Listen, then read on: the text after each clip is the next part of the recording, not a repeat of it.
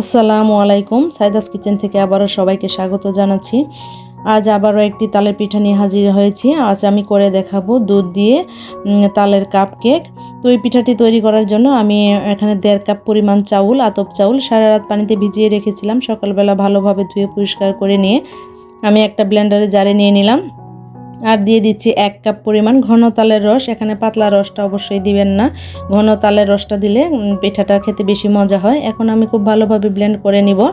এই তো দেখুন, ব্লেন্ড করতে করতে দেখি একদম ঘন হয়ে গিয়েছে বেশি। এই পর্যায়ে আমি দিয়ে দিব 1/2 কাপ পরিমাণ তরল দুধ। দুধটা আমি আগে থেকে ভালোভাবে জাল করে ঘন করে নিয়েছিলাম। এখন দেখুন খুব সুন্দরভাবে এটা পেস্ট হয়ে গিয়েছে, একটুও দানা দানা নেই। তো এই পর্যায়ে আমি এখন সম্পূর্ণ ব্যাটারটি একটা বাটিতে ঢেলে নিব। এই তো সম্পূর্ণ ব্যাটারটি আমি একটা বাটিতে ঢেলে নিলাম। এখন আমি এটার সাথে ইস্ট মিশাবো। সেজন্য শুধু ইস্টটা মিশালে কেমন দলা পেকে থাকে, সেজন্য আমি দুধের সাথে মিশিয়ে দিচ্ছি। এখানে 2 টেবিল চামচ পরিমাণ দুধ নিয়েছি আর দিয়ে দিলাম 1.5 চা চামচ পরিমাণ ইস্ট। এখানে যেহেতু আমি 1.5 কাপ চাউল ইউজ করেছি, সেজন্য আমি 1.5 চা চামচ ইস্ট দিয়ে দিলাম। এখন ইস্ট মিক্সচার এই দুধটা আমি ব্যাটারের সাথে ভালোভাবে মিশিয়ে নিব।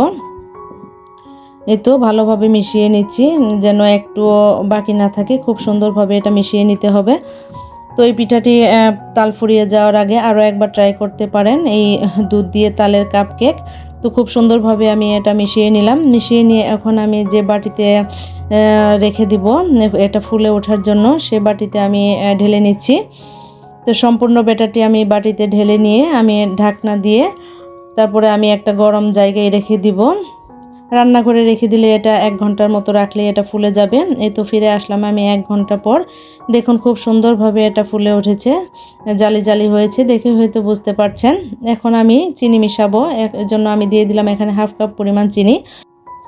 যদি আপনারা কেউ চিনি একটু মিষ্টি বেশি খেতে চান, সে পর্যায়ে চিনিটা একটু বাড়িয়ে নিতে পারেন। তারপর আমি এখন দিয়ে দিব 2টা ডিম। চিনি কিন্তু এখনও খুব ভালোভাবে মিশে যায়নি। তো ডিমটা দিয়ে আমি যখন আরও ভালোভাবে মিশাতে থাকবো তখন কিন্তু চিনিটা গলে যাবে। এই তো আমি 2টা ডিমই দিয়ে দিলাম। দিয়ে এখন খুব সুন্দরভাবে এটা মিশিয়ে নিতে হবে, যেন চিনিটাও গলে যায় আর ডিমটাও একদম খুব ভালোভাবে মিশে যায়। তো এই পিঠাটা খেতে এত মজা হয়, না বানালে বিশ্বাসই করতে পারবেন না। যারা তালের গন্ধ সহ্য করতে পারে না তারাও কিন্তু এই পিঠাটা অনায়াসে খেয়ে ফেলতে পারবে। তারপরে আমি দেখিয়ে দিচ্ছি এটার কনসিস্টেন্সি কীরকম হবে। এই তো দেখুন, দেখে হয়তো বুঝতে পারছেন খুব ধীরে ধীরে কিন্তু পড়ছে না, খুব তাড়াতাড়ি পড়ে যাচ্ছে। এই ব্যাটারটি এরকম হবে। এখন দিয়ে দিচ্ছি 1/2 চা চামচ পরিমাণ লবণ। লবণটা দিয়েও আমি খুব ভালোভাবে একটু মিশিয়ে নিব। এই তো খুব সুন্দরভাবে আমি মিশিয়ে নিলাম। এখন আমি এটা একটা সাইডে নিয়ে আমি যে বাটিতে সেট করব সেটা নিয়ে নিচ্ছি। এখানে আমি কিছু সিলিকনের মোল্ড নিয়ে নিয়েছি। আপনারা চাইলে স্টিলের বাটি, যার যেরকম সুবিধা বাটিতে করে নিতে পারবেন। আমি এই বাটিগুলোতে একটু করে তেল ব্রাশ করে নিয়েছি। তারপর আমি দিয়ে দিচ্ছি পরিমাণ মতো ব্যাটার। একেবারে বাটি ভর্তি করে দেওয়া যাবে না, কারণ পিঠাগুলো ফুলে যাবে, তখন বাটি থেকে পড়ে যাবে। পরিমাণ মতো ব্যাটার দিতে হবে, বাটিটা একটু খালি রাখতে হবে। এই তো সবগুলো বাটিতে আমি ব্যাটার দিয়ে দিলাম। এখন আমি দিয়ে দিচ্ছি উপর থেকে নারকেল কুচি। অবশ্যই নারকেল কুচিটা দিতে হবে, তাহলে তাল পিঠাটা খেতে আরও বেশি ভালো লাগবে। এই তো দিয়ে দিলাম। এখন চলুন চলে যাই ভাপে দেওয়ার জন্য। তো পিঠাগুলো ভাপে দেওয়ার জন্য আমি প্যানে পানি দিয়ে দিয়েছি আর একটা স্ট্যান্ড দিয়ে দিয়েছি। তারপর আমি দিয়ে দিলাম বাটিটি, দিয়ে উপর থেকে আমি একটা পেপার দিয়ে দিলাম যেন পানি পিঠার উপরে না পড়ে। তারপর আমি ঘড়ি ধরে 15 মিনিট জাল করে নেব। একদম কম আঁচে দিব না, একদম আঁচটা বাড়িয়ে। তারপর 15 মিনিট পরে আমি পেপার সরিয়ে ঢাকনাটা সরিয়ে নিলাম। এখন দেখুন পিঠাটা কমপ্লিট হয়ে গিয়েছে। এখন ঠান্ডা হলে তারপরে আমি আপনাদেরকে দেখাচ্ছি। দেখুন পিঠাটা কত সুন্দর হয়েছে, একদম পারফেক্ট হয়েছে। আমি সবগুলো পিঠা এভাবে বানিয়ে নিয়েছি, আবার অন্য একটা প্লেটেও বানিয়ে নিয়েছি। দেখুন পিঠাটা আমি একটু মোল্ড আউট করে দেখাচ্ছি। দেখুন কতটা পারফেক্ট হয়েছে।